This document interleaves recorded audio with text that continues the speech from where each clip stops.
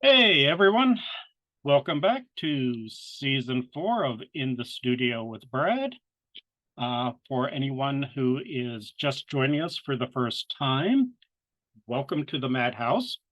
My name is Brad McDevitt. I am a staff artist for Goodman Games, the publishers of the wildly popular Dungeon Crawl Classics role-playing game, Mutant Crawl Classics, and a whole bunch of other stuff that I suddenly just went blank on. For those of you who are mostly Dungeons and Dragons players, we also do what we call the original adventures reincarnated, which is basically some of the original Dungeons and Dragons adventures republished in kind of a prestige format. Here, hold on just a second. I will just get you one from the shelf. Hold on just a second, guys. Yay, back in the day, I want to say probably around 1981 or so, the original publishers of Dungeons and Dragons, TSR, published an adventure called Castle Amber, based on the works of Clark Ashton Smith. Back then, Castle Amber was a little, like, series of pamphlets, probably about that thick total. Can you see that? Well, this is a little bit larger than that, but it is fun because it has all the original stuff, the original adventure in the original format, a quick biography of Clark Ashton Smith, and basically interviews and stuff like that with everyone that is, still available, you know, since was originally published over 40 years ago. And yeah, so that's one of the things. Look for it at your local friendly neighborhood bookstore. But that's what I do for a living. I actually draw monsters for a living, as anyone who's seen seasons 1 through 3 have said. And my purpose here is to show some of the stuff that I have been working on, and quite often, again, this is just a quick recap for those of you who haven't tuned in before. I will be doing original artwork that will be appearing in a future Goodman Games product. So, what have I been working on since season 3? I am not going to show you everything because that would basically eat up the entire bloody session, but I will show you some of the stuff. First off, I've been doing a lot of color work, and this will be appearing for the 5th edition fantasy, and I forget which number it is. I want to say maybe number 8. I don't know. I get work orders. I do artwork for work orders, and then I smile and nod. And as soon as I've sent the file off, I've usually forgotten it, and I'm on to the next job. But this guy's a pirate, in case you couldn't guess. An half-elven warrior. It's kind of hard to really show a half elf, but if you look, you can kind of see her ears are kind of weird. Okay, now some other stuff that I've got going on.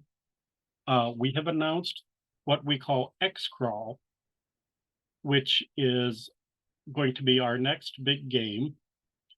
And the only way I can describe X-Crawl to those of you who are not familiar with it is if you took the wackiest parts of big time wrestling, mixed it with MTV, and mixed it with Dungeons and Dragons. So here is some advertising from the world of X-Crawl, advertising Death Soda. Also available in diet, caffeine-free, low sodium, and new citrus splash Death Soda. By the way, have I mentioned that X-Crawl is one of my favorite games, and it is a little bit on the wacky side. Here's another piece for X-Crawl. And if you notice, a lot of the mood is kind of modern. I mean, yes, that is a gimme cap the guy that orc is wearing, along with buttons. And if you notice, he has a sword, of course, because this is like Dungeons and Dragons, but the sword has the manufacturer of the sword imprinted on, so that everyone can know that you are using a fang. Okay, here's another piece of advertising. And I'm personally proud of this because it is Mama Minerva's Magnificent Meatballs. Available, I don't know whether you can read that or not. Available in beef, lamb, multi-meat, vegan, and monstrous. Yum, yum. And this will give you an idea of how much I work over some of my artwork for X-Crawl. This will be appearing probably in the treasure section, because every book has to have a book on, the treasure you get. Potions, magic swords, 2 liters of soda, action figures, and yes, that is a bucket of fried chicken.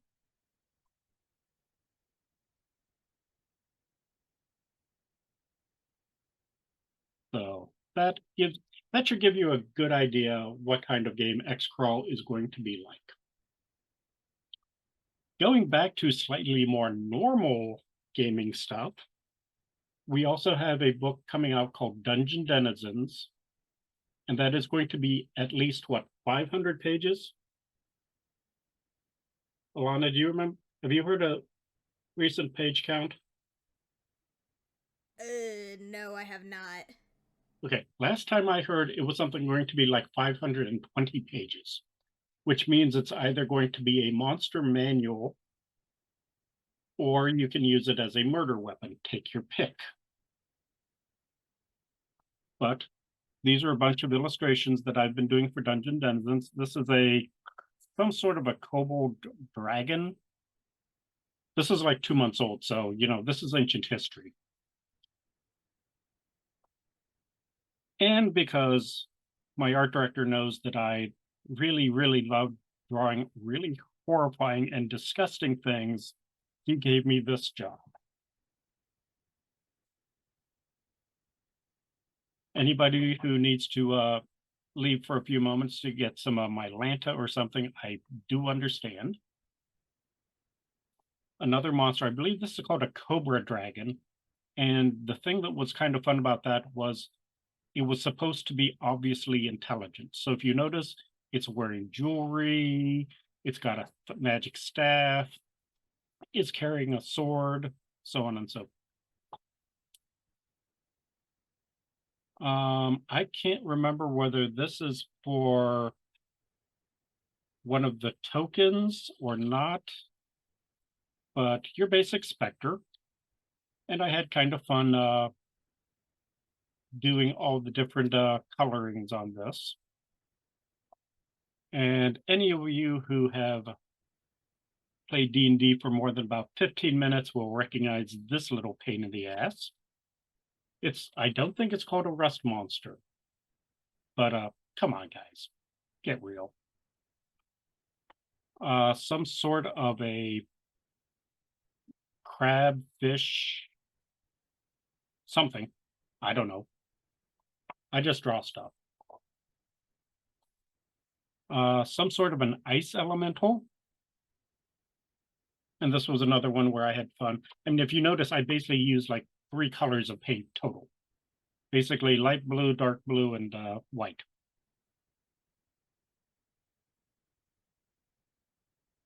An evil tree. Need I say more? Here we go. Something back to the world of X-Crawl. There we go. We've got her with her trusty katana and her backpack. You notice that's not a fantasy backpack. I mean, that's a backpack like you could probably get at Dick's Sporting Goods. There, I gave you a plug, Alana. I thanks. Inside Also, joke. also real quick, whenever you bring like the portrait pictures, bring them down slightly. The very top is being cut off, it seems. How's that? That's yeah, that's about where it needs to be. Okay, my bad. Sorry. Okay. Hey guys, I'm rusty at this. I haven't done this since what, early December? Something like that. Okay, something like that. Okay, here's another one. Uh, my adorable wife surprised me by getting me some alcohol markers about a month ago, and I have just been absolutely in love with using them.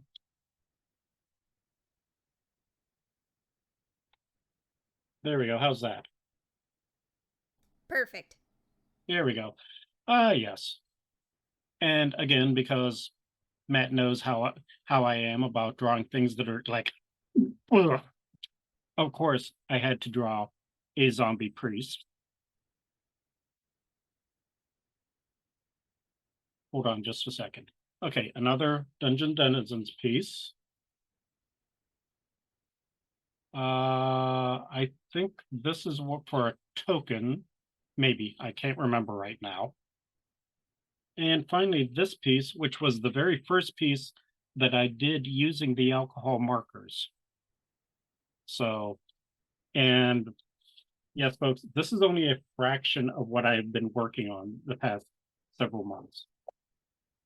It's amazing what you can, how productive you can be when you realize that, like, hey, this is how you pay your rent.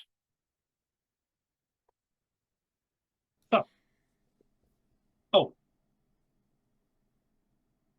on behalf of my wife, she would like to thank you because some of you are well aware of her situation.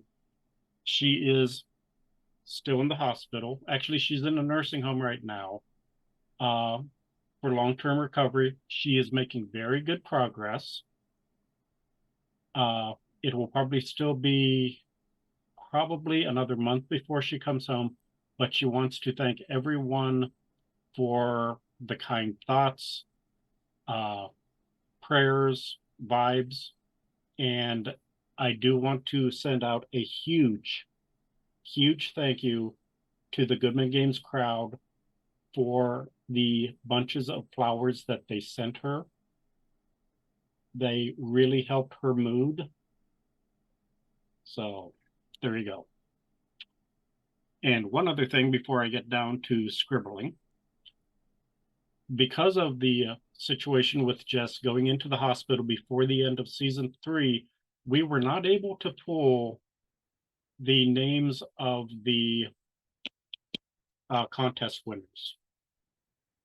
So what we're going to do for this season is we're going to be continue to do that. So go ahead and, do your entries. And at the end of this season, we will be pulling for both season 3.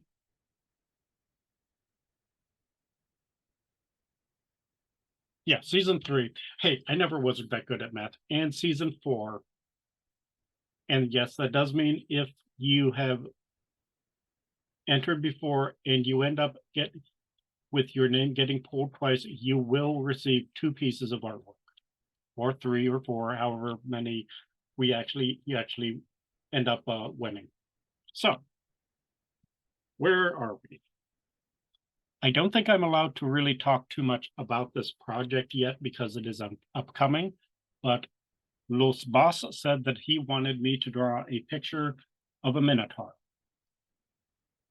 So I went online and I found some pictures of, cows, or would these be considered bulls?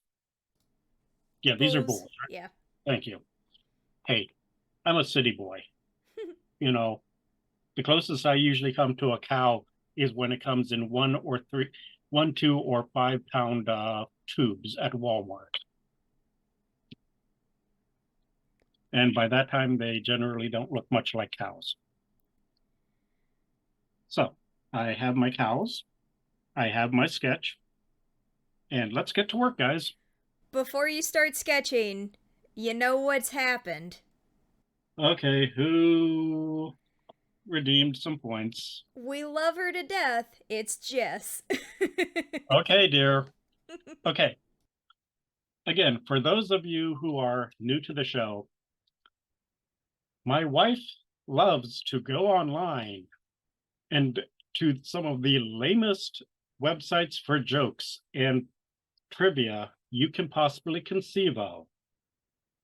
She then downloads and prints out some of the worst ones, and then I have to inflict them on you. So don't blame me, blame the messenger. I am not the messenger, blame Jess. So let's see what we've got. Okay, this is pretty straightforward. This is just some informational trivia. Every year, plants make and store 10 times the amount of energy that people use. Obviously, they are not speaking about any of my nieces and nephews, or would, because those little kids are like Energizer bunnies, and it's like, do you ever stop? You're using up all the plant's energy. So you were lucky this time. By the next time, I can't promise that it's not going to be some joke that you will just make you cringe. Do, do, do, do, do, do. I love you, dear. Jess says that she's got some wonderful dad jokes for us. Oh, yeah. I'm excited. To give you an idea, folks, this was part of my Christmas present for this year. That's beautiful. 365 days of unbelievable jokes. Like I said, folks, don't blame me. I like that it hasn't even been opened. He's just out of spite is like, I'm not using this Oh no, calendar. I've looked through it. I was going to tell you a pizza joke, but it's way too cheesy. What are cows' favorite party games? Musical chairs. As suddenly half of our audience suddenly decides they have to remember to go floss their goldfish. Oh no, half of our audience also watches Honor Among Thieves, which has now made it their mission to make as many puns as possible. Oh, It's great. I love it. Also, we have a joke in the chat from Frichter OTS. What's the difference between mashed potatoes and pea soup? what's the difference between mashed potatoes and pea soup? Why do I have a feeling I'm going to regret not being able to answer this? Oh, God. Anybody can mash potatoes. Jesus. Okay. Well, what did you say this person's name was? Frichter OTS. You'll fit in perfectly with this crowd. I'm not sure whether I mean that as a compliment or an insult. I mean it as a compliment.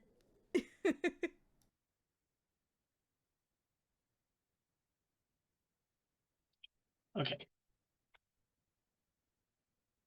You'll have to forgive me, folks. Like I said, I'm a little bit out of practice here, and I usually don't have to worry about drawing on camera. So if my head gets to being in the frame too much, feel free to yell at Alana to yell at me. So I'm being asked by Frichter OTS, where is the great oogly googly? Say what? Where is the great oogly googly? I have no bloody clue. I don't either, but he asked me where it was. So, I don't know. But I have a more serious question. Um, Okay. so you were talking about that Jess got you some alcohol markers. So Okay. what makes the alcohol markers so special for those of us who haven't watched you in the past? Um, like, what do you not normally use alcohol markers or whatever? Most alcohol markers or most markers use a water-based ink or and um, what will happen is if you do lots of layers with a normal alcohol or a normal marker, the paper start getting really distorted just because you're putting so much water into the paper. The alcohol markers, um, the alcohol the alcohol dries almost instantly, so you don't have to worry about it bleeding. No, excuse me, sorry. Uh, and you can layer as many colors on top of it. Excuse me, I'm sorry. Uh, as you need to. Some of the pieces that you were seeing, I was showing earlier, have 4 or 5 different markers, colors of markers used to get a single effect. Does that answer your question? Yes. Oh, so Frichter says that the great oogly googly. I am going to mess that up at some point trying to say it. The great oogly googly arrived with Guinevere. I must have missed that part of Shakespeare of Arthurian mythology.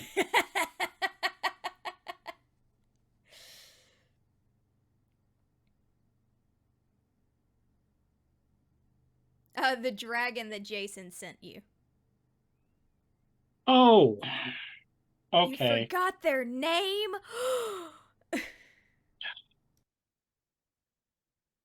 It has been a very long 5 months here, guys. It's okay. Well, just earlier today, I was actually on the phone having to raise holy hell with my landlord because even though they know the situation and I have kept them apprised of everything that's going on, they're still trying to evict us, even though we've been paying our, the rent this whole time. So, like I said, it's been a very stressful 5 months. Besides the fact that, it's a Jess and I have been together. Oh, well, this year it will be 20 years, correct? You can, and this is the longest time by far we have been apart. And it's just not my idea of fun, guys.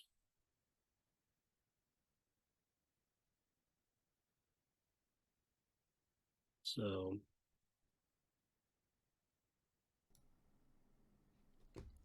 Jess says yes, it's 20 years of marriage and 22 years of knowing each other. mm-hmm. That's amazing.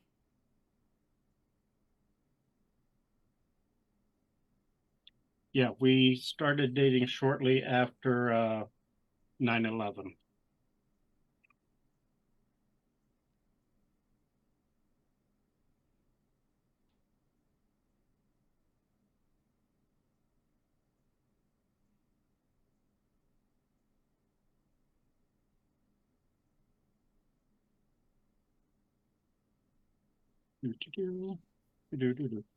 Am I staying good in touch? We're in camera. Yes. And your head's not even showing up this time. Okay, I want to make sure I didn't accidentally leave it in the other room. No, I don't think you've had one for a long time, you know. I think you lost it Okay. years ago. Oh, I just lost my sanity years ago. I kept, I, but the duct tape is getting kind of old. You know, Oh no, my marbles! really.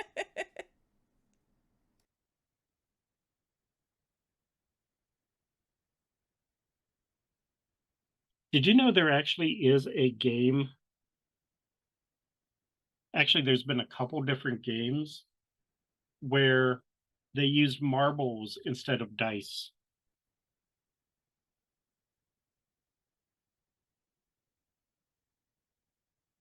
You have different colors of dice in a cup, and when you have to do stuff, you have to pull dice from the cup blindly and hope that you pull the right ones. They never quite took off because I don't think most people were could quite wrap their heads around the idea of the mechanics. Yeah. I thought it was a cool idea, but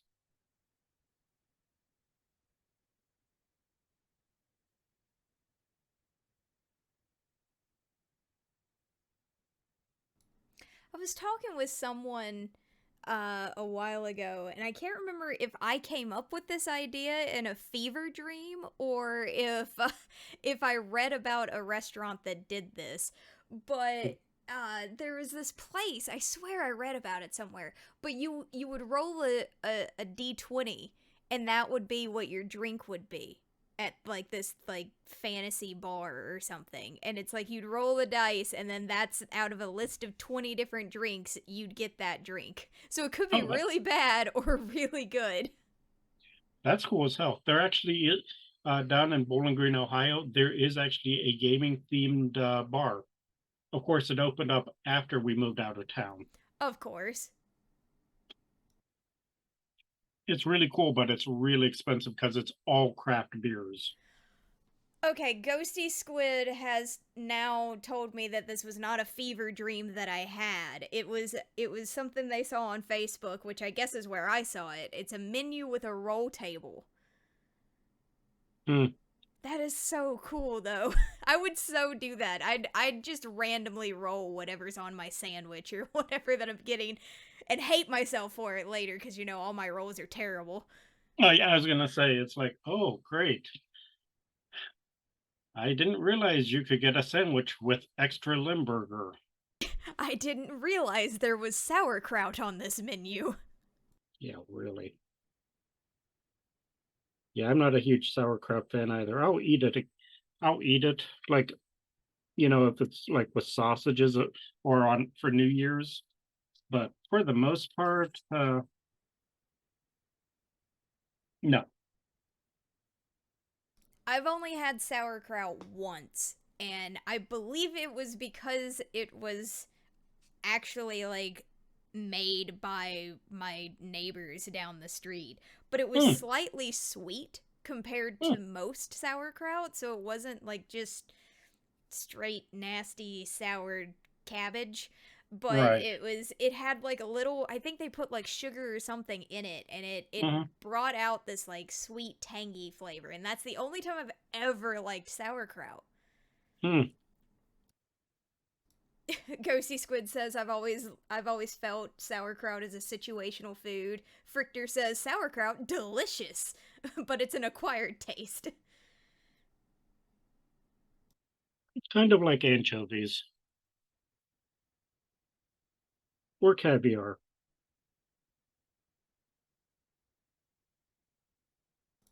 Dice Station Zebra said I literally had a jar of sauerkraut in my hands when you started talking about it. Do do do do do do do. Apparently, Jess likes sauerkraut to the point where she can just eat it without anything else. Yeah. Oh, oh my. Don't look at me. Uh, I don't know. There's something about it. It's gross. It's like, but I can't say anything. People look at me weird when I drink pickle juice. So, Yeah. So that's supposedly good. Supposedly, it's good for your blood sugar. Like if you have diabetes and your blood sugar is going way too high. I've heard, the idea of, drink pickle juice, and the vinegar in most pickle juices will like bring it down fast. Uh, I have never actually tried it that for that purpose.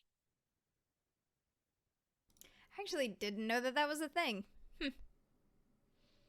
At least that is something I have been told, and I've heard it a couple different places. Like I said, I've never actually tried it.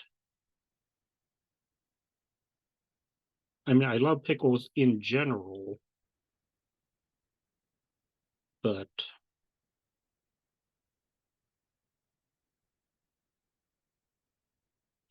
okay.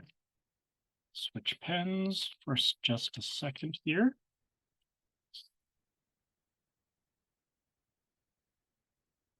Yes, folks, in case you're wondering, I have several pens right out of camera that I switch between, depending on the size of the thickness of the line I want to achieve. One thing I definitely agree with you on, Jess, is sweet dill pickles are delicious. Oh yeah. They are so good. Oh, and gherkins, yeah. Mm-hmm. Hey, hon, remind me when you do get home, we have to stop down at that ethnic food place and get you some of those pickles I was telling you about, the ones done with oak leaves.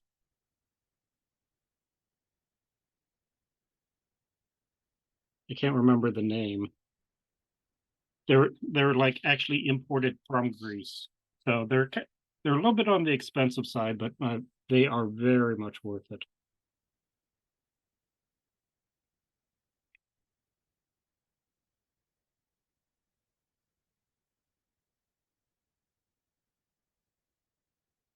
Okay.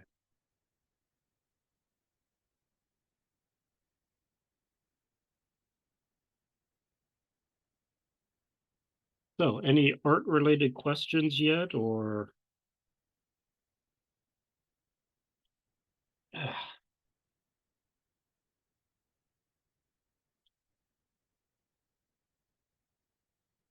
sorry, that probably did not come through very nicely on the audio. Uh, no, but we do have the history professor with another pun saying, "Who is Art?" They're just here for the gherkin stories and pickle jokes.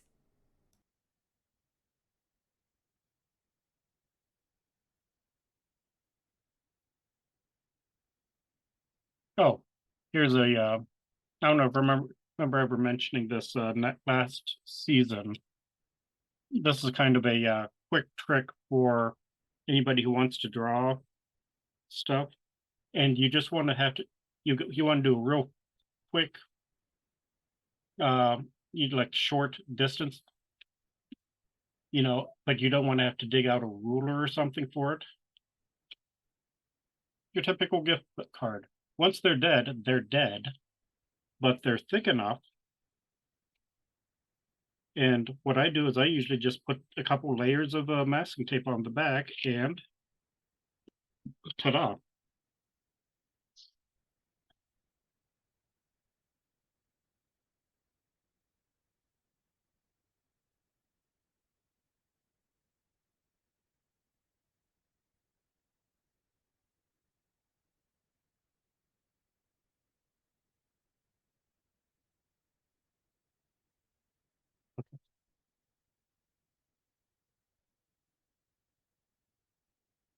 I mean, how often do you end up just like getting cards like that and you just kind of throw them away because you really can't think of any use for them?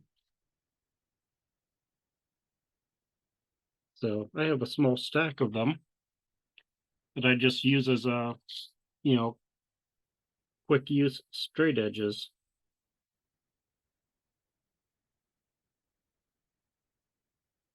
Do, do, do, do, do, do.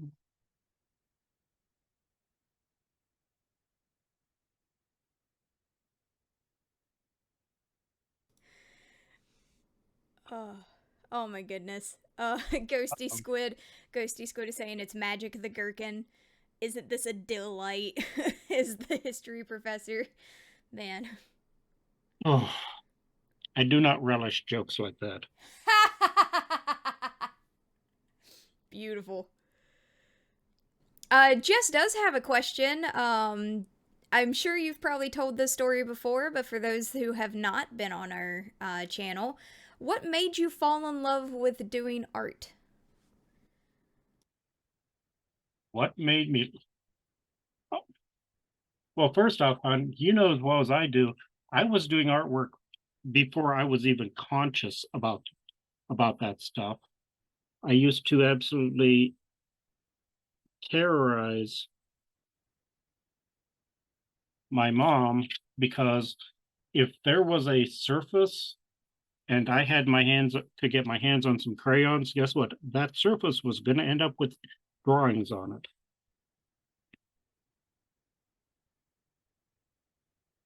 So this has basically been what I have wanted to be and do pretty much my entire life. I'm not even sure I went through I want to be a fireman.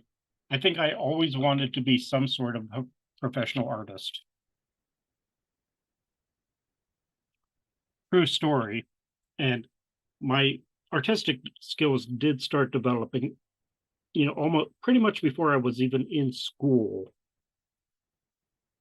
So one day and I had to, I do not remember this actually happening, but my brothers have told me this what happened. Um, Show and tell, of course. So I took one of my drawings to school to show off to everyone, because hey, you know, and the teacher didn't believe me.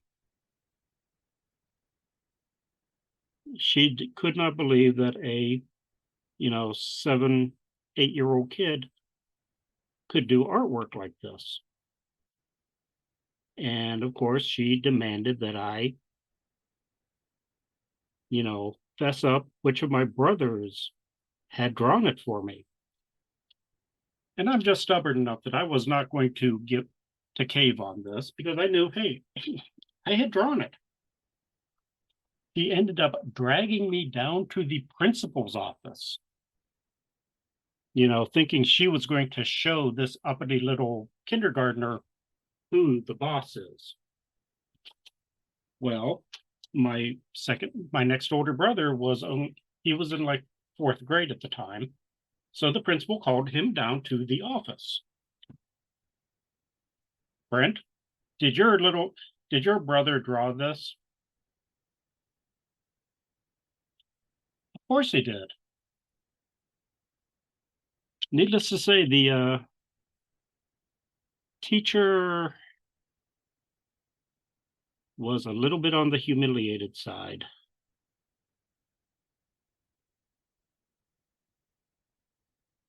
So, yeah. But yeah, I've literally been drawing my entire life.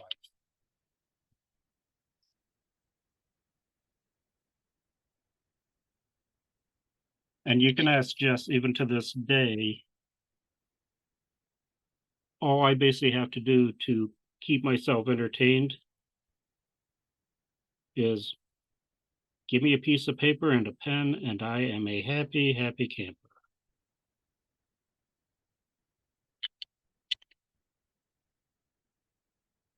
Doo-doo-doo.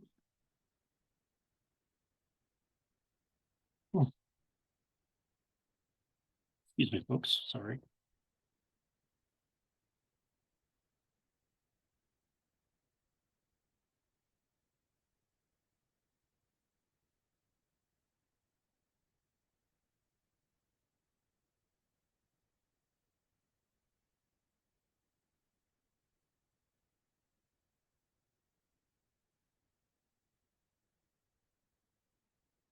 Jeff says that's how I keep him out of my hair. Here, dear, go sit in the corner and draw. Pretty much so. You're annoying the hell out of me. Go draw something.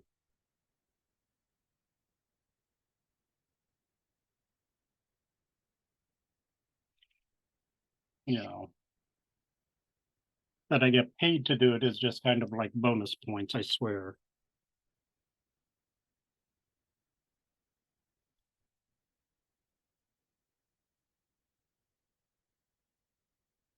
Hold on just a second, guys. I'm having to think. There we go. Sorry about that.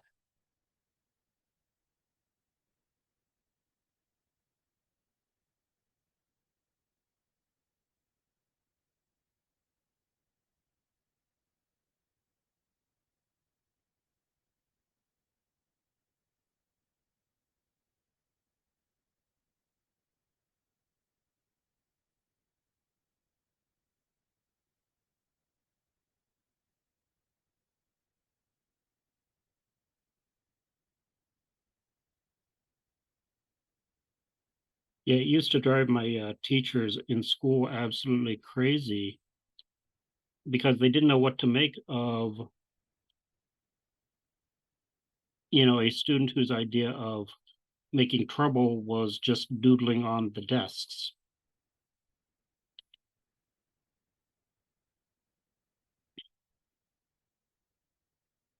There was one time I think it was my sophomore history class. So, and I should probably preface this by the fact that my history teacher at that time was also one of my clients for my paper route. So I knew Miss Daniels fairly well. Well, I did this drawing of some guy with his hands like this on my desk.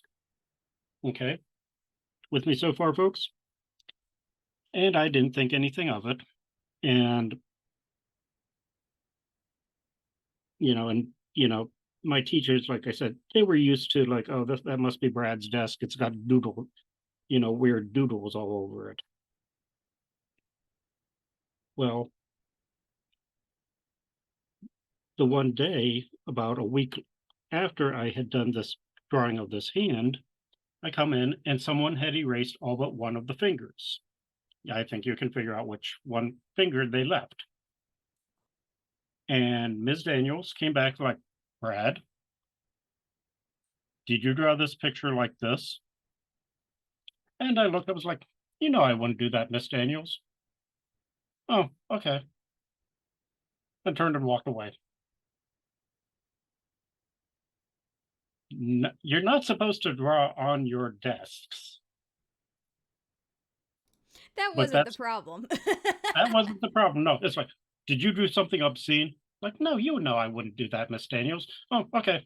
Thanks, Brad. Doop, doop, doop, doop, doop, doop. And she trundled back up to the front of the room, and that was the end of the story.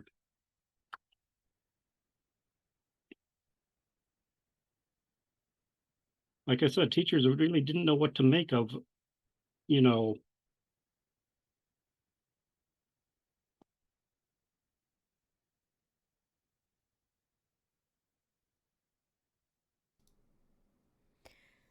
So we do have one question. So Frichter OTS would like to know, how do you know when to break up the lines when you're doing something like that pillar, and you've got those straight edges of the actual indentations, but how do you know how to like break the lines so that it makes it look more shadowed or like lights hitting it? Tell you what, let's perform some surgery and we'll open my brain and we might find a good answer to the somewhere in there. I could not honestly give you an I mean, probably you could ask a dozen different artists and you'd end up with a dozen different answers for a question like that. It's just one of those things you learn how to do.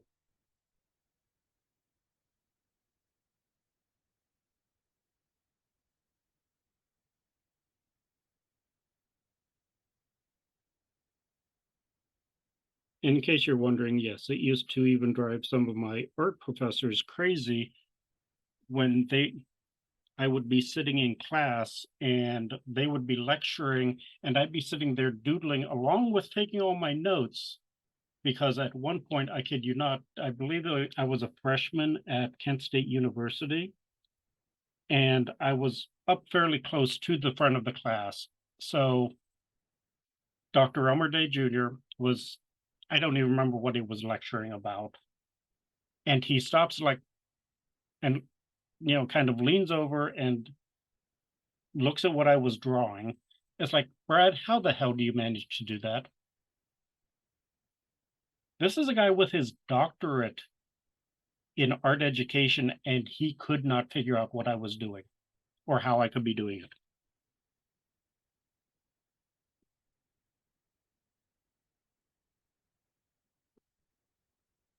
So don't ask me, folks, because that answer is above my pay grade. Okay.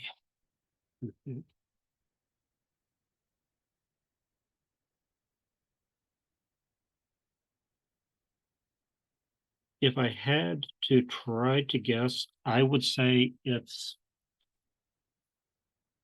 that a huge portion of my brain where that is normally given over in a normal person's brain to knowing how to do things like play football, stuff like that. I basically just have a mental library that I pull out of.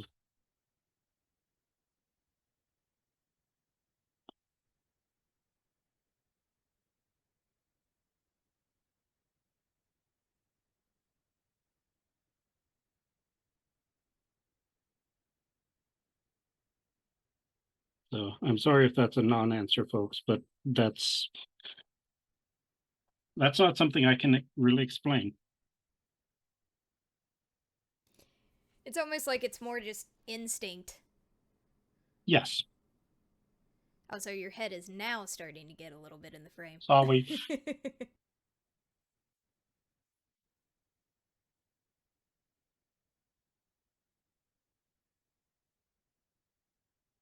Mm. Mm. Ah, sorry, sinuses. I think I've seen like 3 different times because like now computers are so fancy that they have like this little setup that shows you the weather and stuff on the little bar. At least on Windows 10, that's what it does. Mm. I've had like 3 days in a row where it says "Hi pollen," and I'm like, "Oh great, that means I can't breathe." Pretty much so. Well, I've been trying to really pay attention to my health, believe it or not, and trying to take a vigorous walk like every day, you know, because I do a circuit of the block of houses that, our house is on, and it's like 4/10 of a mile. So it's not a real long distance, but it's not a super short one either. Well, the other day, the air quality was so poor, I didn't even, I made it maybe 800 feet and had to come back because I couldn't breathe. So,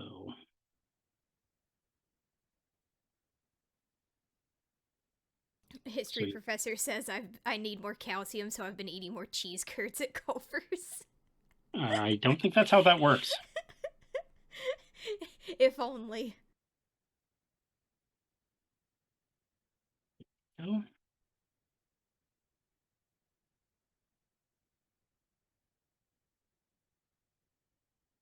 well,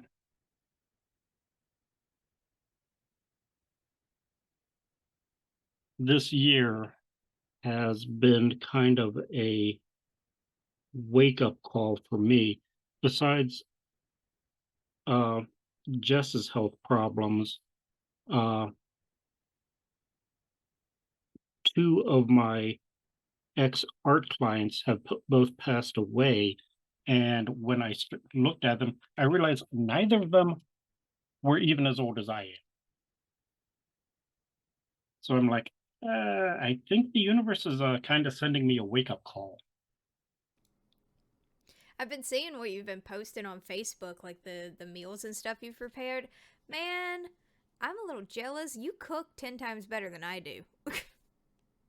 Well, remember, I worked in the restaurant industry for most of my adult life. True. That is true. True story, folks. So I got this job working at a pizza parlor, when I was still in college. And when I graduated, I realized I did not really want to pursue my career because at that time also I was starting to pick up clients in the gaming industry where people were paying me to do artwork. So I just kept the job at the pizza parlor, and I was also working as a writer at that time. So I would punch in, turn, turn, turn, and basically my hands would do their job, making sub, making pizza, flipping dough, do da da, and throughput, da da da da. For the next 9, 10, sometimes 11 hours. But while my hands were doing their job, I was composing, figuring out what I wanted to do for my next illustration, uh, trying to figure out story points. And then I just, oh, it's it's closing time, 1 o'clock. Okay, we're out of here. Doink. And I'd go home and I'd work till 4 or 5 o'clock in the morning. And I would do this sometimes for I did this sometimes for basically for about 3 or 4 years, actually. You know,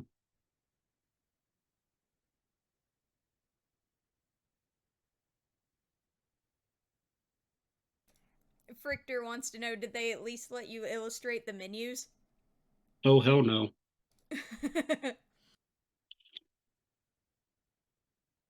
Sometimes I don't think my bosses even had a clue who I was. It was pretty much small corporation kind of mindset. I mean, I was valuable to the company, and the one manager did occasionally commission me to do stuff, but for the most part, nah, which is fine. It kind of kept a nice wall between myself and between what I considered my real career and what I was doing to pay the bills at the time. Okay, I am going to leave the column alone now. That's in pretty good shape. I'm going to get to work on the bowl here. Jess says that you did get to illustrate a shirt at some point. Mm-hmm. Actually, 2 or 3 shirts. I they actually are still using the one design, which shows a skeleton driving like a cartoon, like Pinto, with its like head out the. Tell you what, folks, I think I might actually have it on the back of. I'll be back in 1 second.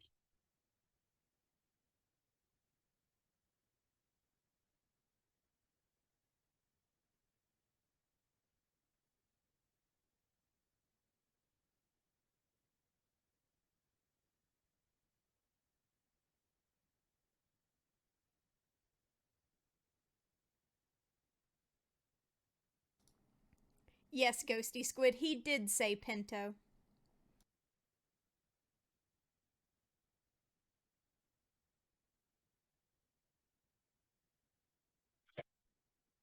Those are that is not the design they are still using, but they are still using this design because for some reason or other, there were a whole bunch of Grateful Dead fans on staff when this picture was commissioned.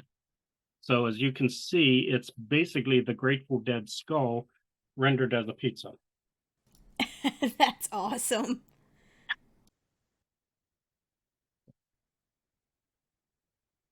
Yeah, that picture is maybe 1990, and they're still using it.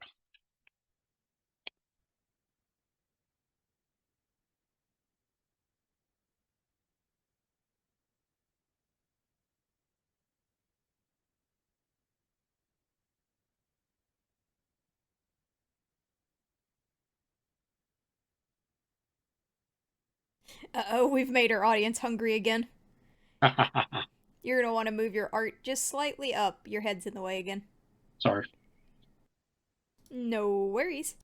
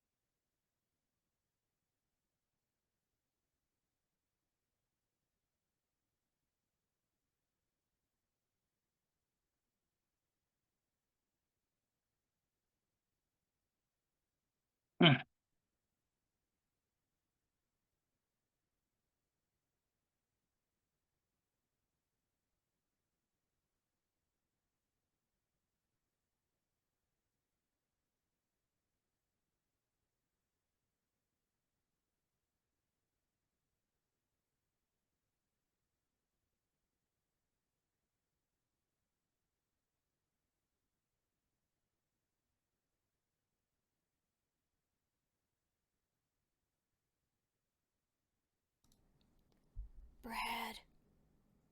Sorry.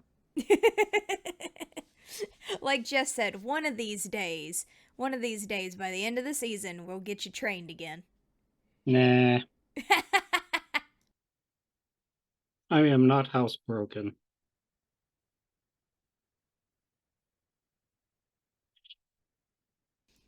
Thank you for the sub, Pony King 75. Appreciated. Oh, subscription. Yes, yes. Yeah, I'm sorry. I was still thinking it. I was still kind of in pizza mode. It's like, what? She got delivery from Subway or something? I did. You know, I've got that they've got those, what is it, the football themed Mm-hmm. menu right now, that Bella Matza, really good. I Oh kind of yeah. hope they keep that on the menu. Man, that's delicious. Oh yeah. I actually like Subway. This is not sponsored by Subway YouTube. Just so you know, when we put this Yeah. on YouTube, we're not sponsored. No. Okay. The hold on. Trying Jess to is find. saying that you should move the camera a little bit, maybe down and forward, so you're not in the frame as much. How's that? That's probably better. Okay. Sorry. That's okay. Ghosty Squid says we should strap a GoPro to your head for a POV shot. This is pretty much a POV shot, though. This is yeah. Believe it or not, folks, there is it. I am more than just a pair of hands. You know. Nonsense. You're just the thing from the Addams family. Doo-doo-doo-doo.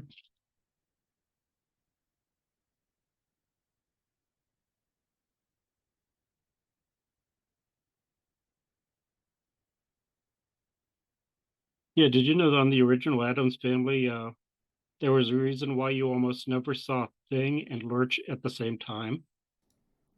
Was it the same actor? Mm-hmm. It was. Oh, that's funny. Yeah, it was Ted Cassidy. Oops. Excuse me just a moment, folks.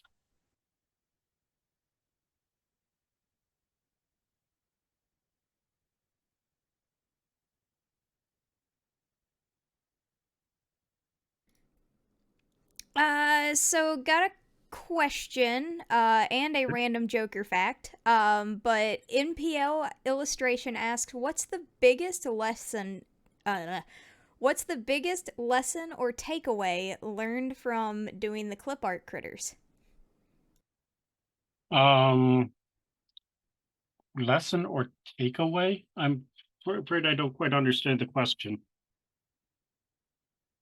I guess like have there been any difficulties or anything when you do like your clip art critters collections? Like is there anything at least this is how I'm interpreting, like is there any tip or like did you have problems when you first started doing them or whatever?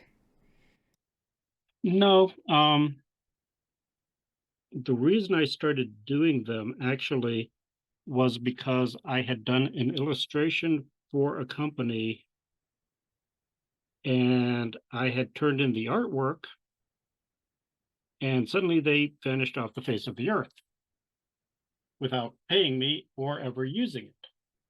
So it sat in on my hard drive for about a year and a half or so. And I'm like, okay, I got to figure out something to do with this artwork. So I went to my friend Grim Jim and asked him if he was interested in doing, you know, starting to do a series of clip art, and we would split the profits. He would take care of hosting it at drive through so I didn't have to fight, you know, worry about the business end of it. All I had to do was basically do clip art and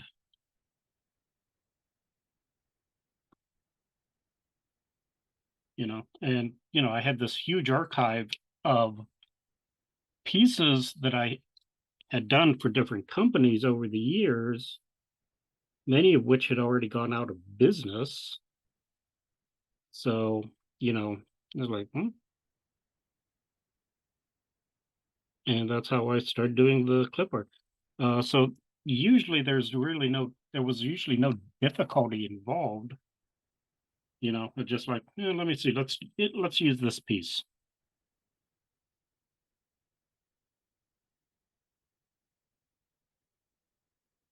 So the biggest thing you've got to remember when you're doing stuff like clip art is it's not a huge money maker.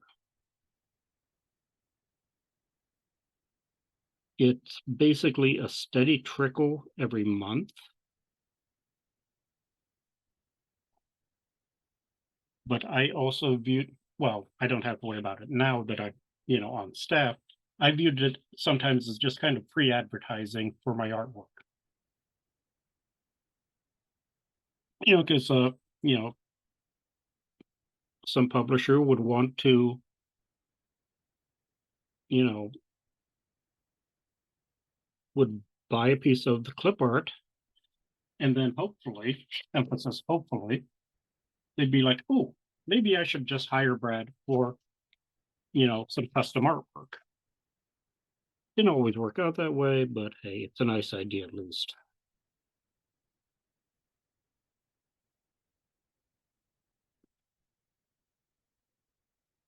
Plus it, gave me a chance to kind of give back to the rest of the industry, because art really is one of your biggest expenses when you are trying to put together a book. One of the reasons why I switched from concentrating on writing to basically just doing the artwork here, going back to this one book. I don't remember whether we were talking when we were talking about nightlife earlier, Alana. Did I actually mention it during the broadcast here or not? I don't believe so.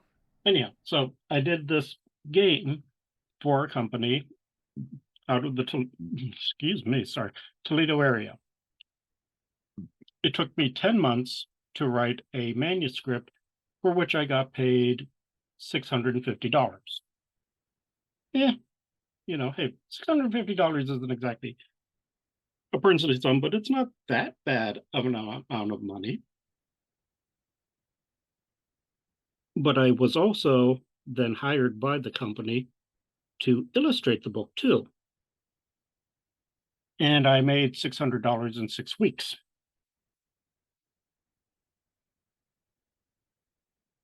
$600 in 10 months, $600 in a month and a half. I wonder which I should be concentrating on. What do you think, folks?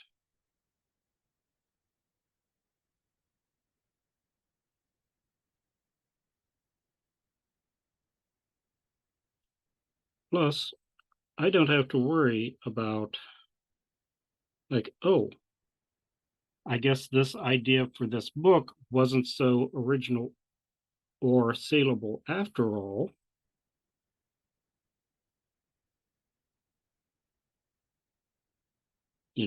I can just collect my fee and go on my merry way.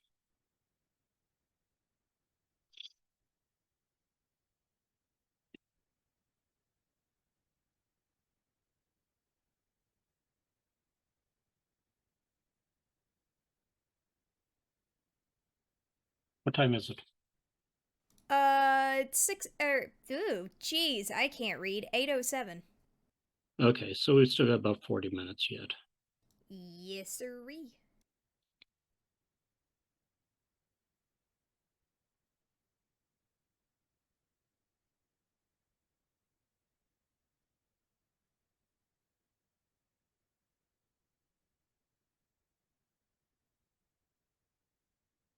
Yes, folks, this is your basic uniball that you can get pretty much at any decently stocked store. I'm pretty sure we just got these at Walmart.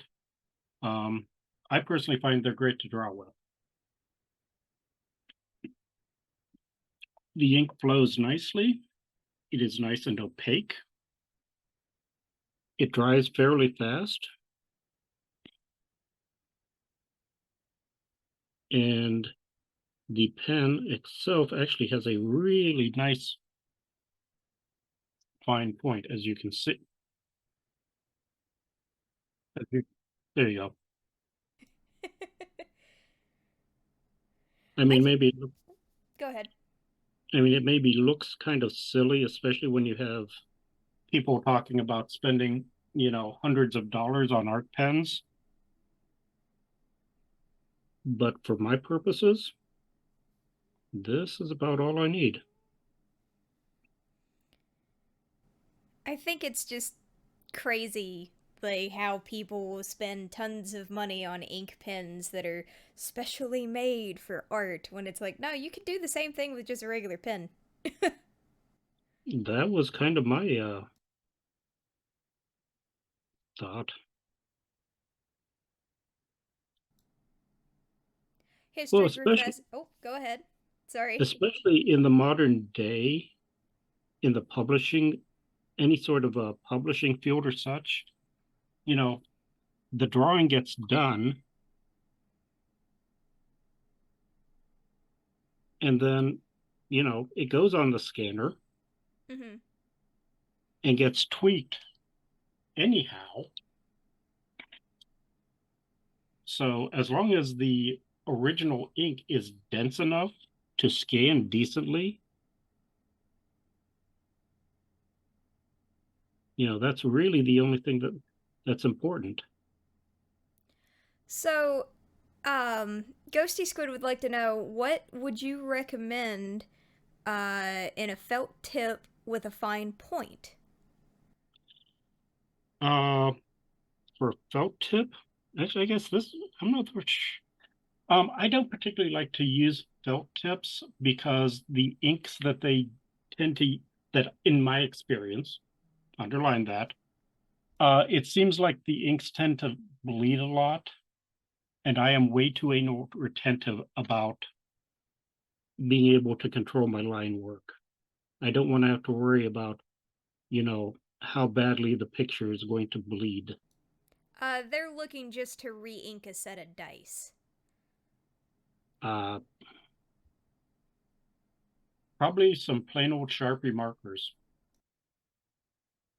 you know, that would probably be your best bet. The ink is nice and solid, it is permanent, and obviously, they're pretty much anywhere that you want to go shopping.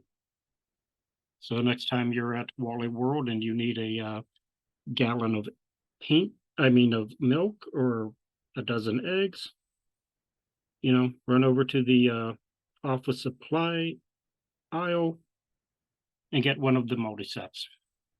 It'll cost you like $3. Ghosty Squiz says, "That's what I like to hear. Thank you." Hey, I mean, yes, these pens are really great, and they're not very expensive. But quite often, Uniball, I think this is by Pilot. Yeah, a lot a lot of the pens that I use are pretty much standard. Okay, now this is a little bit fancier because it's an import from Japan. But yeah, you get the idea, you know. And of course, your classic Sharpie marker. Now, quite often when I'm really lazy, if I know there's going to be a large area, I will just fill in where I'll just make the a solid line with the Sharpie or one of the one of the other pens, and then just do a flood fill in Photoshop.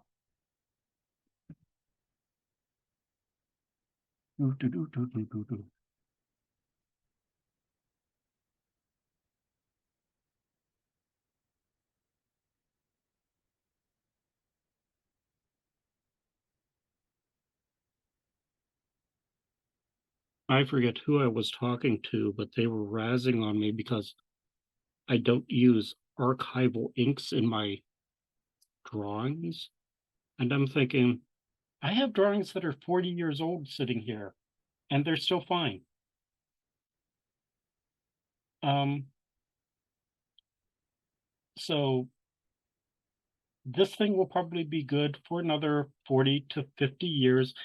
And by the time that drawing starts to really fade, I'm going to be about 1, 2, 3, 4, 5, 6 feet under, and I'm really not going to care.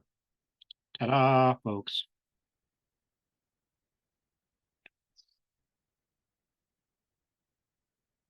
And like I said, most of this stuff is going to get scanned.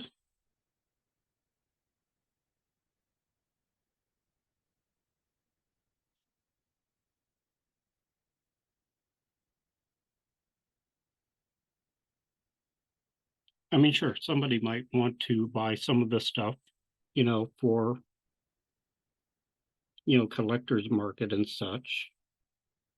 But again, if the picture starts to fade 100 years from now, I'm really not going to worry about it too much.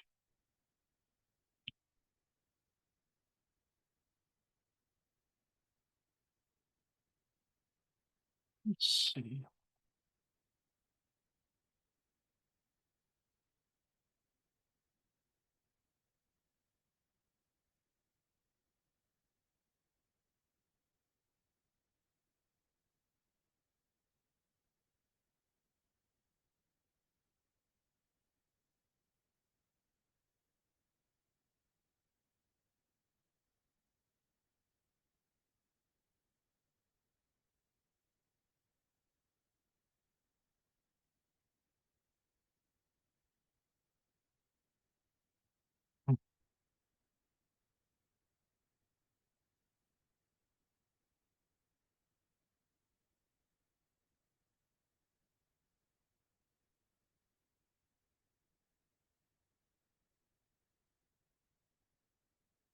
I'm sorry, was my head in the show in the picture?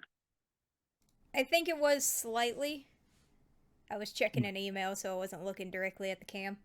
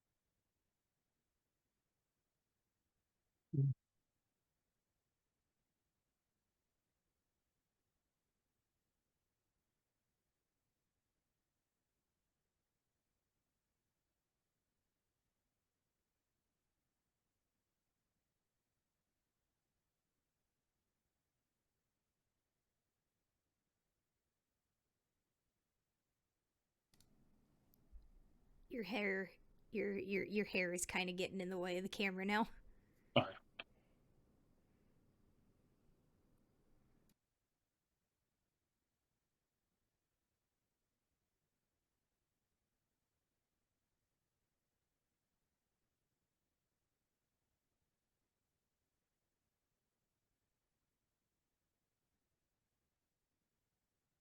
Oh yeah, Pony King makes a good point. We got to talking about markers and stuff, and we completely forgot. There's a random Joker fact that was redeemed. Oh, oops. Okay, dig, dig, dig. Hold on. I need to take a micro break for my eyes anyhow.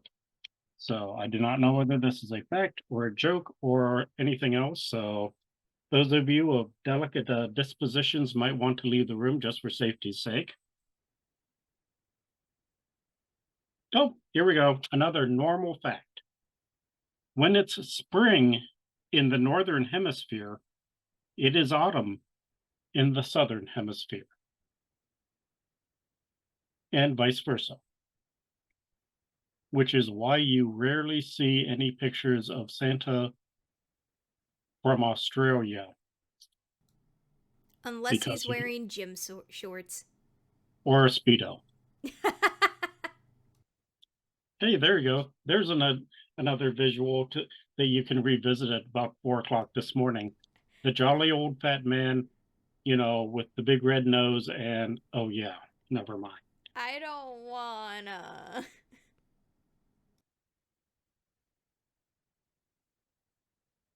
This is my purpose, folks, to spread fear and terror everywhere.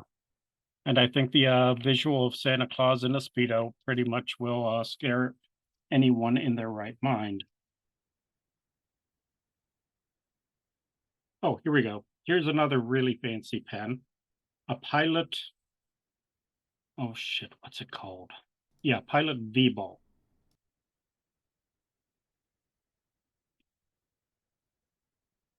I don't know whether I'm not even sure they still make these or not.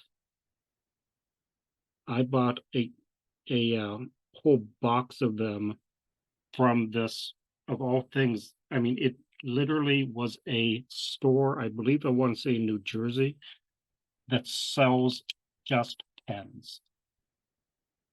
And I got like a box of 12 or 20 of them for like $20. Just pins? Yeah, Huh. I think it's like you can look. I think it's called Pen Paradise. I'm not sure if they're still in business or not. That sounded healthy. Not. Luckily, I can mute myself for the stream, but not for you. um, not my allergies are kicking in because of the weather. So I've found that when the season changes and when the weather is goofy, like it has been for the last couple of weeks, Oh, Jesus. I get really bad sinuses. So I Oh, hack up a lung all the time. It's awful.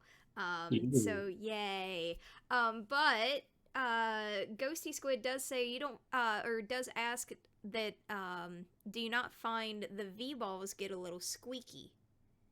Squeaky? Yeah, I guess maybe they get a little squeaky. Maybe when they get low.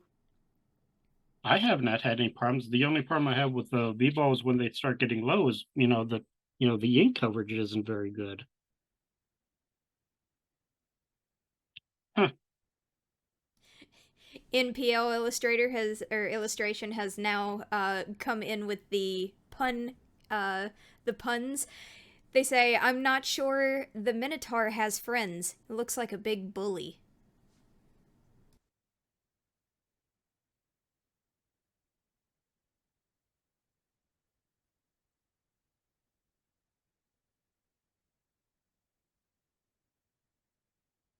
I can't even think of a pun that's worth saying for that. It behooves me to just ignore that. Okay. History professor says that pun is unbelievable. Stop it, guys. I will not be cowed. I love it.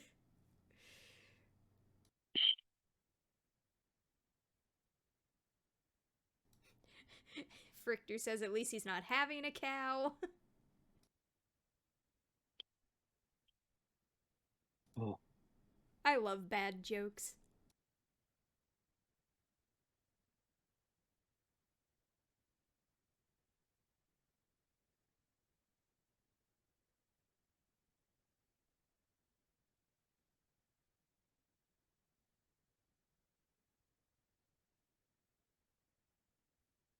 oh, here we go. Here's another like adventures in cheap illustration. For some reason, the people at Sharpie decided they wanted to start making really fine line pens. Can you see that? Yeah. And just without even bothering to ask me, bought me a small case of them. And these things are frigging amazing. If you notice, the line is incredibly fine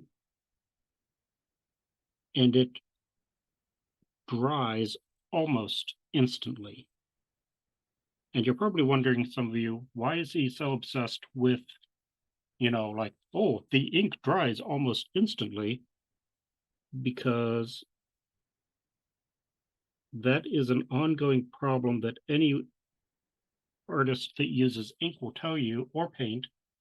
Sometimes you put something down and then do, and oh, and you've got paint or ink all over the palm, the heel of your hand, and oh, by the way, you now have heel marks all across your paper. So, especially when you're a working artist where, you have to be churning out artwork all the time, you don't have time to like, oh, I'm going to do this little bit of this illustration, and then I'm going to wait half an hour while it dries. You got to be able to lay the ink down and keep on going.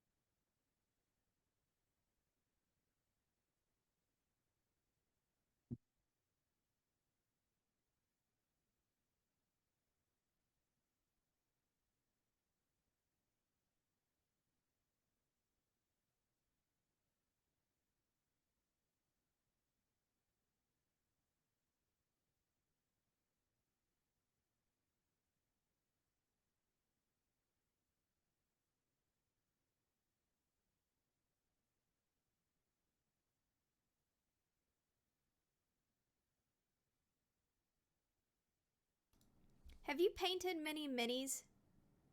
No, No. I Okay. don't even remember the last time I painted a mini. I think I might have been shortly after I started gaming at all, and that was a little while after the first Red Box came out.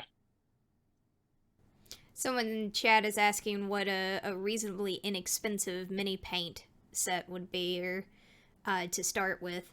So I was curious if maybe you knew. Nope. That is not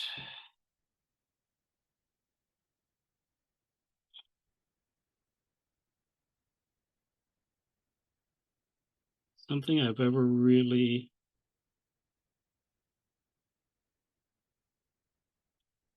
worried about.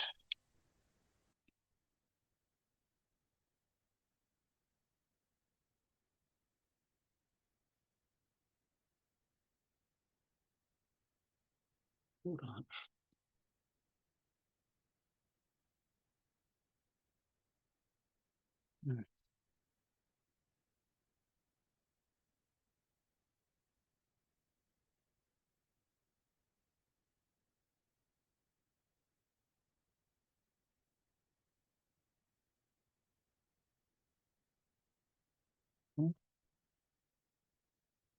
I wanted. Nope. That is definitely larger than I needed. Hold on just a second, guys. There we go. Now,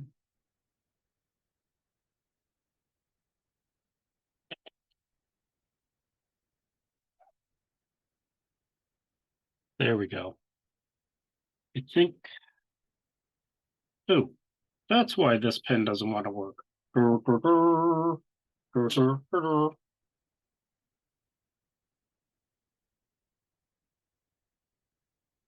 Pro tip, folks, ink pens work much better if they have ink in them.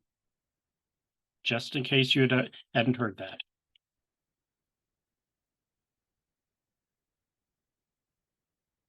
Just a pro tip, you know. Yeah, you know.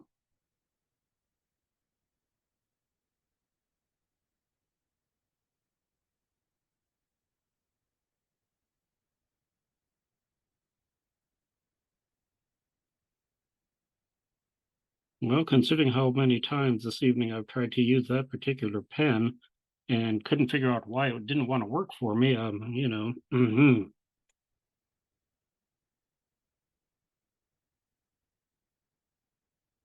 There we go. Do.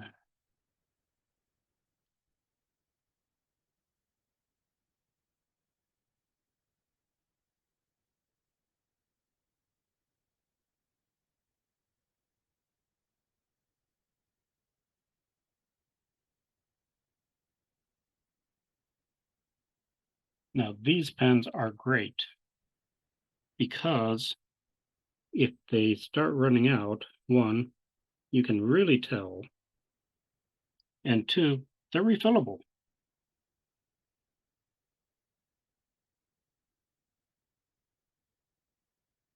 So if they decide they don't want to work, they can be brought back to life rather easily with plain good old Higgins Black Magic. Also available at pretty much any art,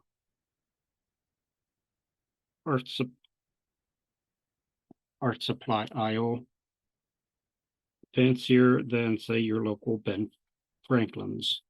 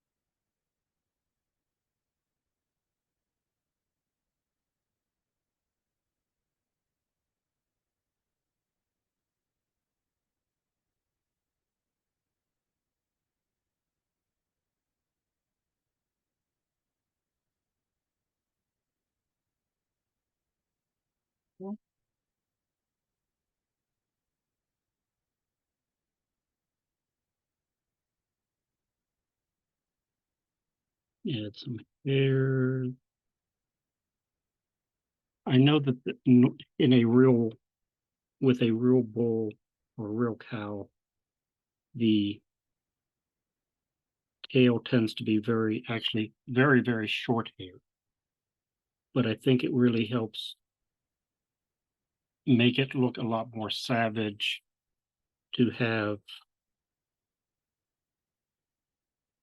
hair visible on the tail. And I'll add some body hair up here.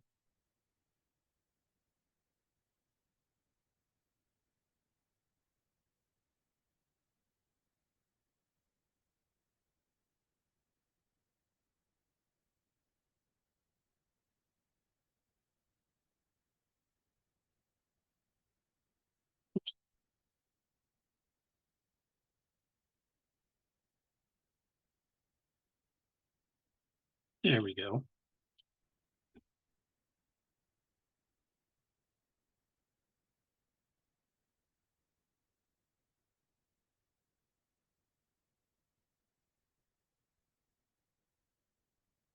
It's interesting to me the different techniques you end up using when you're doing different genres of artwork.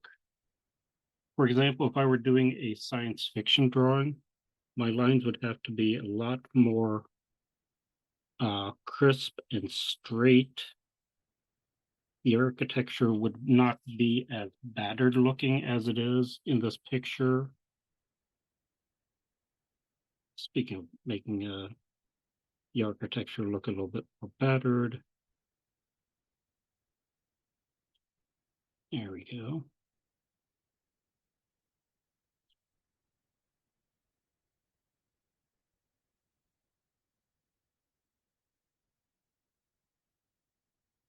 Speaking of battered, we do have a redemption for a Joker fact by Frichter OTS. Okay. I'm not quite sure of the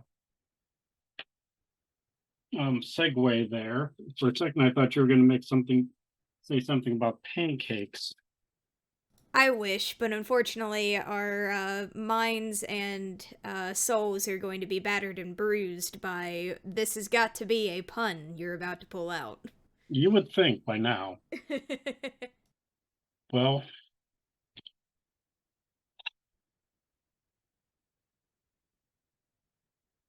I can't put it off any further. So I hop to this, and it's yet another actual fact. Dear, our our audience is going to be dangerously educated at this rate. There are actual giant waterfalls under the ocean. The largest is between Greenland and Iceland.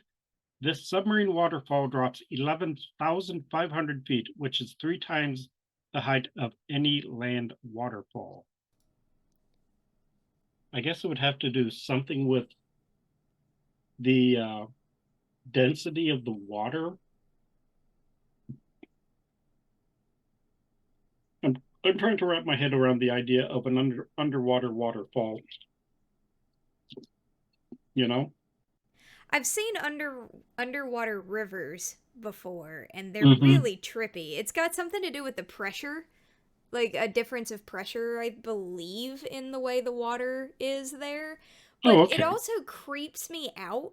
I don't know, deep ocean is just really scary to Well, me. yeah. Especially when you start hearing about, the amount of pressure that,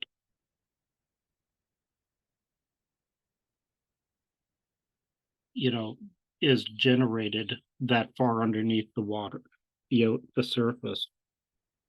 I think they were talking, I think it's the bottom of Challenger Deep. I want to say is something like 30,000, the equivalent of 30,000 atmospheres. So take the amount of weight that we walk around under and multiply that, without thinking about it, but multiply that by 30,000. I don't want to think about it. Let's just say that you wouldn't think about it for very long.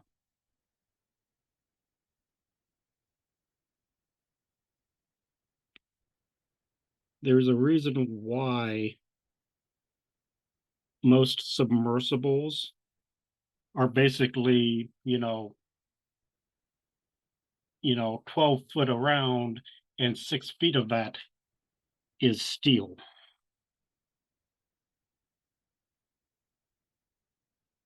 I had a friend that was in the Navy, and he was actually stationed on an atomic submarine. Okay. As an experiment, they, when they were on the surface, okay, normal air pressure, water pressure, so on and so forth, they strung like a clothesline from one side of the sub to the other. Okay, with me so far, and kept it taut, so that that's what it was going to be like. Well, obviously, then they submerged,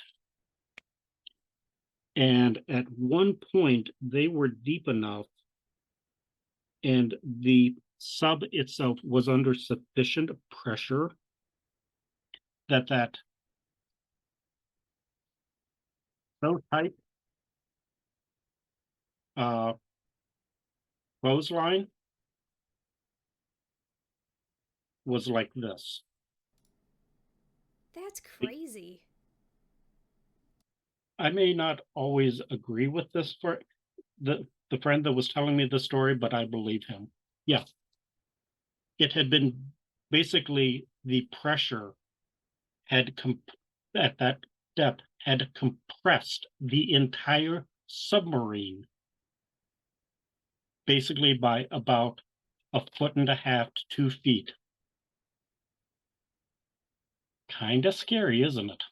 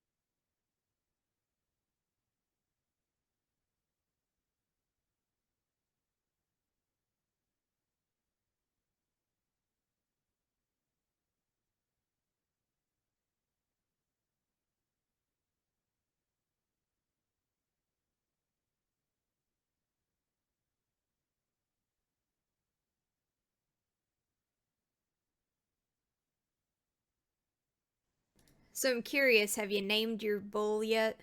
Your Minotaur here? I didn't even really thought about it. Actually, this illustration did not exist at all till about 3:30 to 4 o'clock this afternoon. I got the message from Matt because I'd asked him, it's like, what do you want me to be working on? And that's when he mentioned that he was going to need a picture of a Minotaur, but that wasn't till this morning. And this, that, and the other thing, I didn't even get to the sketch stage here until I want to say around 3:30 or so. So I have not had time to develop any sort of you know, any emotional attachments or any of that sort of bull.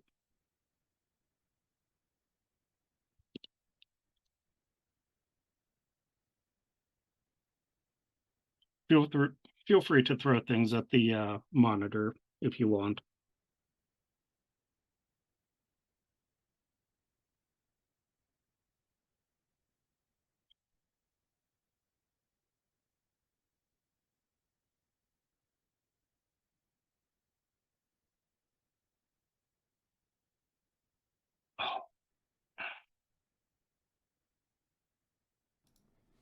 You said, or any sort of bull, and now people are going, was that a pun you intended?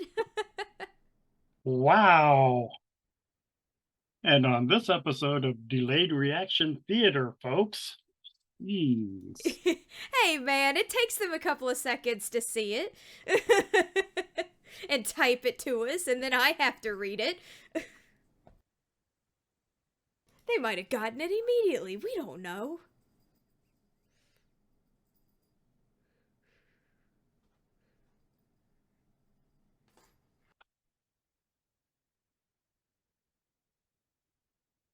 There we go.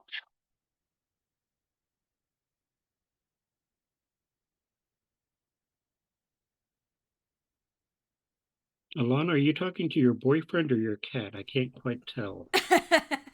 Well, chat couldn't hear me, but I was talking to my cat. She started coming over to me and meowing for pets. So if you hear Of course. jingles, I apologize. Oh, no problem. She's very needy right now.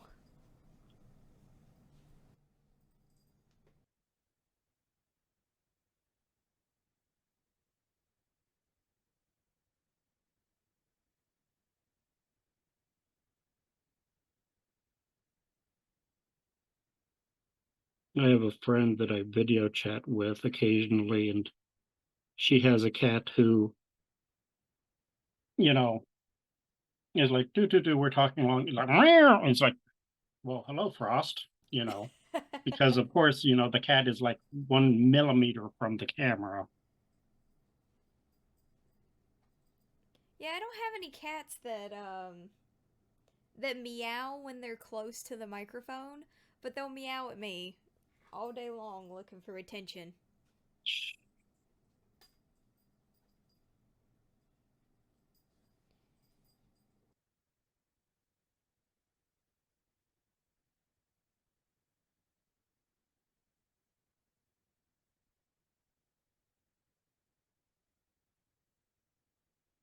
So I actually have made pretty good progress on this picture tonight.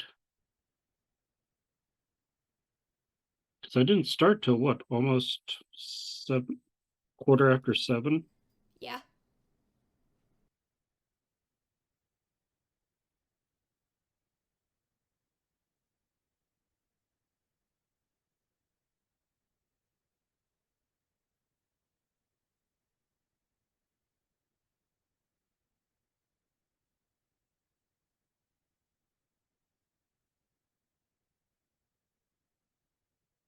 So I'm not sure what Matt is going to want me to do for next week yet.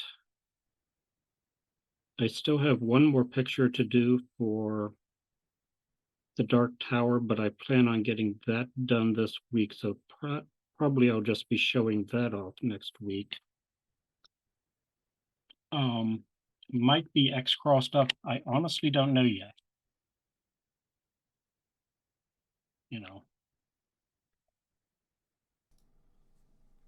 Well, uh, Jess is saying that you need to start shaking the bucket to try to find those bad jokes. She's redeemed another random Joker fact.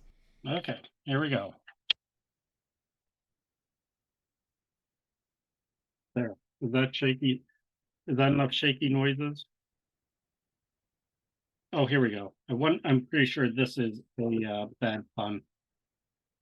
Okay.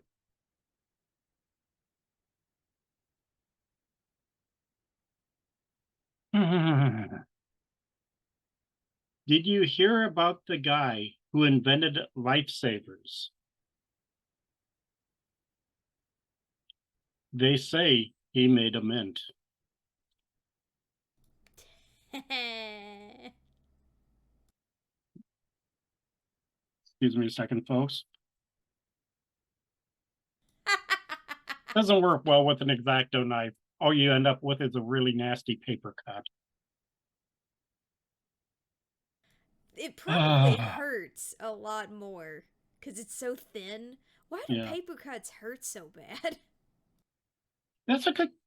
I remember reading that there is like a biological explanation. I think it's because it's such a minute wound that the body doesn't feel the need to go into like, oh, you can't feel all of this because it would be too much pain. Like, I don't know if any of you can see this, but do you see like a slightly paler part of my finger right here? Move your hand up just slightly. Vaguely, yes. Okay, well that it's like a good 30, 35 years old. I put my hand through a window. Yeah. Um, I didn't feel any pain. I like, oh crud, I'm bleeding a lot all of a sudden. And happily I was on my paper route at the time. So I just went in. I need to use your sink right now. And the my customer, saw blood, pouring off my hand, and he's like, it's right there. When I put my hand under the cold water to stanch the bleeding, that's when I felt the pain. But Oh, sorry. Go ahead. when I got to the hospital, I almost gave the poor guy in the emergency room a heart attack because, he's looking at it and he pulls it open, to examine exactly how bad it is. And it was all the way down to like the fibrous, like, and the muscle and such. Eh. And he was like, doesn't that hurt? Like, no. And he thought I had like serious, significant nerve damage. Mm-hmm. It's like, no, I've never had much feeling in my hands. But yeah. I just remembered what it is. I know what it is now that causes you to have, um, like the lack of like why a paper cut is more painful than a deeper cut, and I think it has something to do with the blood. So like when you cut into it, you expose like the wound is exposed, and the air hitting it is what causes that like feeling to your nerves, like going, oh god, this hurts. And you Okay. talking about like when you had blood pouring down your hand because you stuck your hand through a window. Yeah. um the reason it went under the sink is you washed the blood, because the blood is causing, it's basically that gush of blood is protecting you from like the air and other things that can like basically cause your nerves to feel that pain. So moving that, because I remember now, because it's the same thing. If this sounds really stupid, but sometimes I will cut my leg when I'm trying to shave because I'm not paying attention, and it's always the shin because that stupid bone. Hmm. um but like I've cut myself like on the shin when I've shaved because I'm not paying too much of attention, and I go a little too hard or whatever, and I've had where it hurts real bad when I'm in the shower and it's like, oh, the water's hitting it. This is really painful. As soon as I take my foot or my leg out of the water, perfectly fine. Yeah. Well, I knew I was bleeding enough. I had to do something to stop the bleeding fast. And I knew cold water will cause the veins to contract. You know, Yeah. I didn't really have time to think through, gee, this is going to hurt like hell.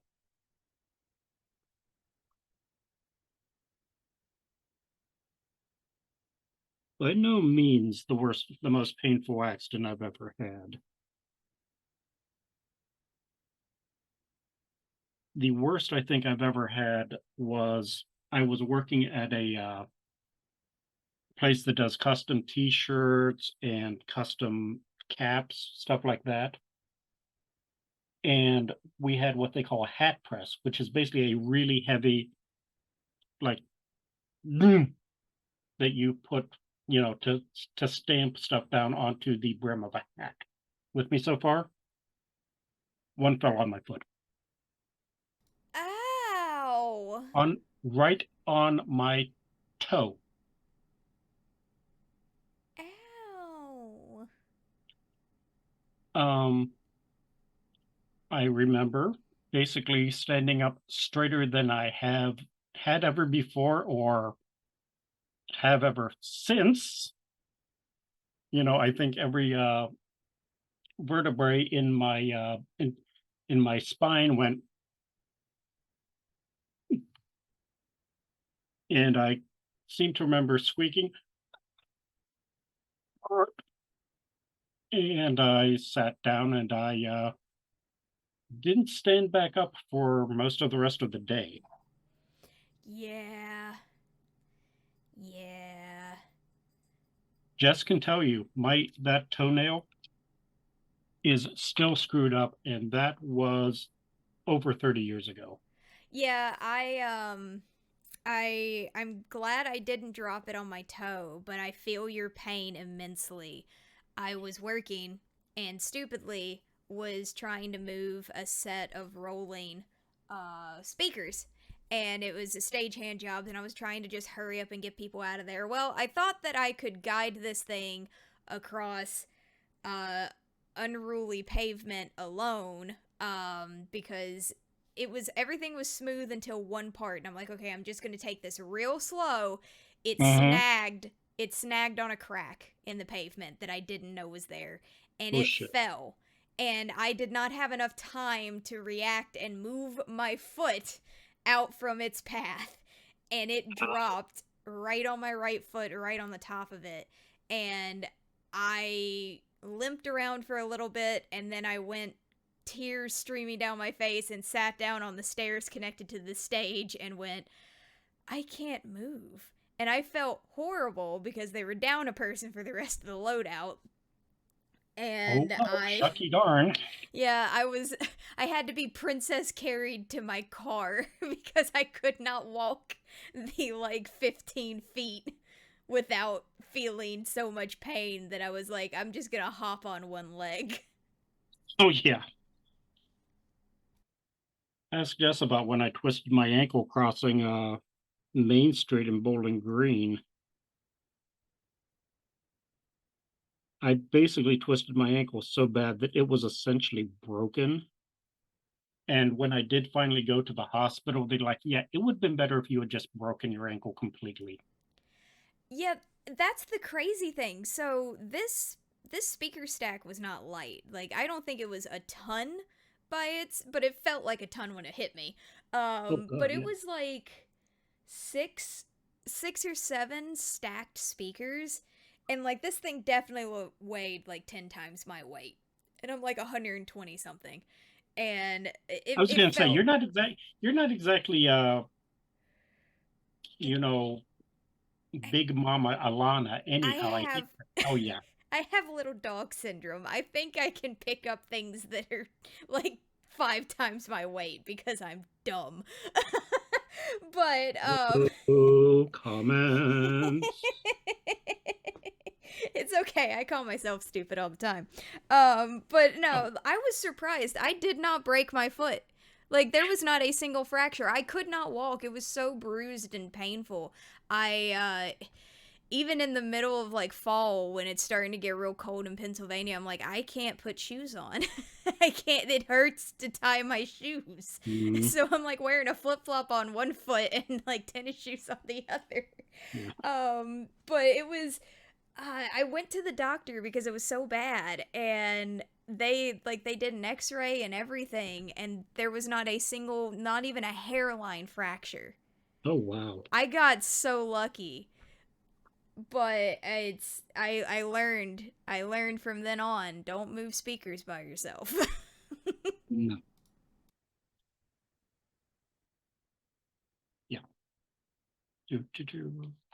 So do you have the weird thing with your toenail? I'm curious about this because Tyler's foot is kind of the same way. He's dropped things on his left toe so many times, and it was when he was volunteering as something for the Boy Scouts. He would go there and be like I think he was a swimming instructor at the Boy Scout camp he used to attend as a kid. But they always seemed, he would go there every single time and they would drop something on his foot because apparently people don't know how to carry stuff. So like his toenail does not grow back right, and it's like it's just one of those things that it's just like, I'm here and I'm your problem for the rest of your life now. Pretty much so. Oh, yeah. You can ask Jess. That toe, I mean, a normal toenail kind of grows like this across your toe. mine grows like this. Yep. And now all you in the audience know more about my feet than I think any of you ever wanted to.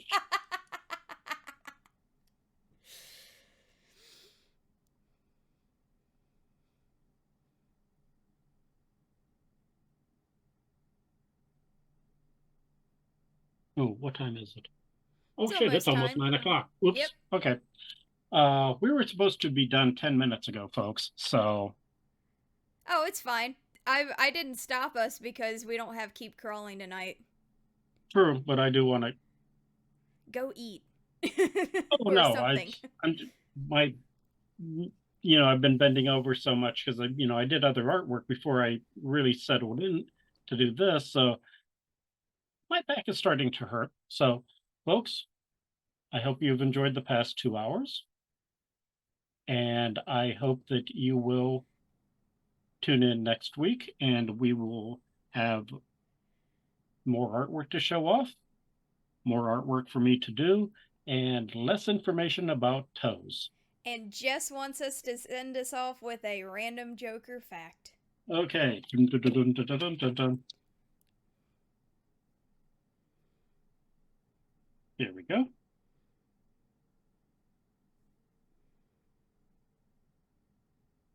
Oh, here we go. This was a classic. Using that term very, very loosely, folks. What do you call cheese that isn't yours? Don't you know that's nacho cheese? Oh, It's so okay. good. We need to have a talk about your definition of the word good, Alana. I know, I Okay. know.